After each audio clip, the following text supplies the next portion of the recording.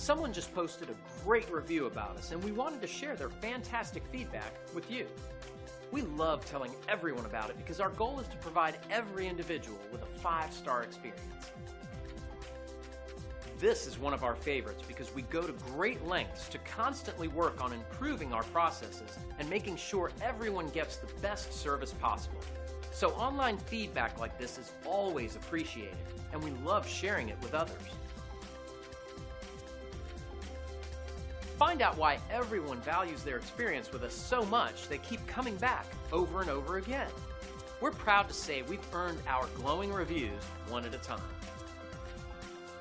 Thank you for taking the time to visit with us today. We look forward to speaking with you. We're only one call away from serving you.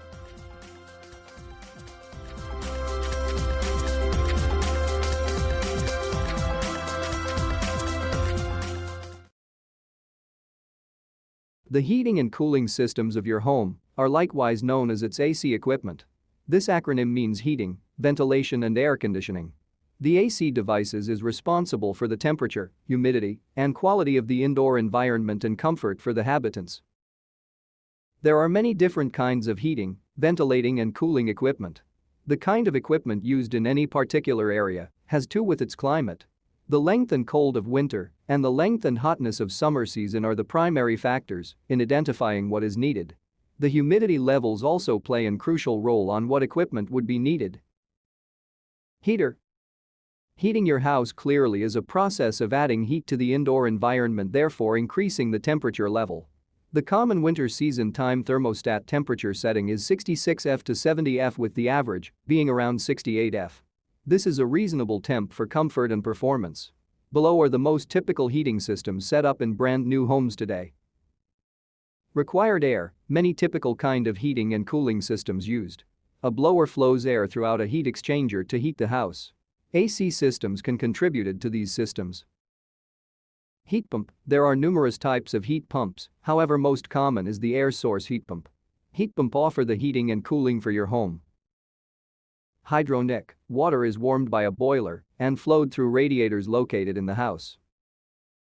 Radiant. Water is warmed by a boiler and circulated through tubing located in floorings, walls, or ceilings to warm those surface areas, which in turn heats the area by radiation.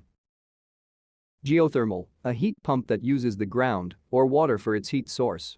It serves your heating and cooling requirements in one system. Electric. Heat is provided through electrical or resistance heating systems when electrical power is traveled through the device. Cooling systems. The cooling of your house, likewise known as cooling, is the removal of heat to cool and dehumidify the indoor air. The common summertime thermostat setting is 74 F to 80 F, with the average being around 78 F. This typical temperature is reasonable for convenience and performance. Below are the most typical AC systems installed in new homes today. Required air. The majority of common kind of heating and cooling systems installed. A compressor circulates a refrigerant in between two coils, one inside your home and one outdoors, then a blower blows through the indoor coil, which gets rid of the heat from the home, and then it is distributed to the outside to dissipate the heat that was taken into the outdoor air. It uses a system of ductwork to disperse the conditioned air throughout the house. Ductless split system. A mini split air conditioning system.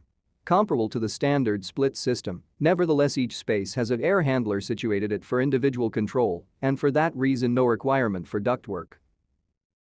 Ventilation. The function of ventilation in a house is to help manage the indoor air quality and humidity levels. It is best to manage this ventilation through the heating and cooling systems of the house. Bathroom and kitchens have ventilation systems for elimination of odors and wetness. If these are ducted through unconditioned locations, attic, crawl space, they should be insulated to prevent condensation from forming. Clothes dryers are another form of ventilation, where the wetness is vented to the exterior. This ducting needs to be made of metal pipe for appropriate fire protection, and its joints are to be only taped together. High-quality aluminum tape is finest, as screws will collect lint and eventually block the duct. Clothes dryers ought to never ever be vented to the interior. Some stores offer this type of lint collector for this function, as this will increase the indoor humidity levels significantly and will add to mold development and bad indoor air quality. Today's homes are being built much tighter for that reason, enabling less infiltration of outside air. The air currency exchange rate, outdoor air that leakages into the home, of newer houses, is much lower than older homes, therefore the indoor air can become stagnant and unhealthy if absolutely nothing is done to increase this air currency exchange rate. The majority of home heating and cooling systems, including forced air heating systems, do not mechanically bring fresh air into the house. One method of doing this is with a heat recovery ventilator. This gadget brings in outside air through a type of exchanger, where the indoor also goes through it, for that reason transferring the heat from the indoor air into the outdoor air that is being brought into the home. You can also set up a duct on your HVAC return plenum directly from the outdoors, so that at any time your house is under unfavorable pressure, it draws the air through this duct instead of through the cracks in your house.